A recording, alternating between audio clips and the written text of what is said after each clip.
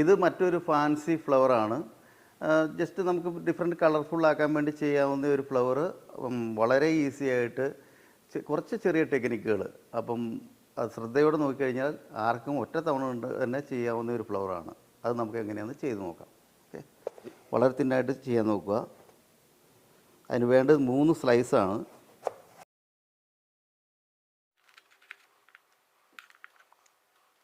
ഈ 3 സ്ലൈസ് ഒരുമിച്ച് വെച്ചിട്ട് അതിൻ്റെ സൈഡിൽ മാത്രം ചെറുതായിട്ട് ഒരു ഹാഫ് വേ കട്ട് ചെയ്യുക. 2 സൈഡും ഇത് ഓപ്പോസിറ്റ് ഡയറക്ഷനിൽ.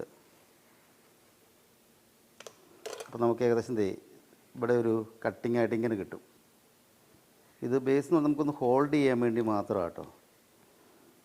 ഒരു സ്ലൈസ് എടുക്കുക, ജസ്റ്റ് ഇതുപോലെ പിൻ ചെയ്യുക.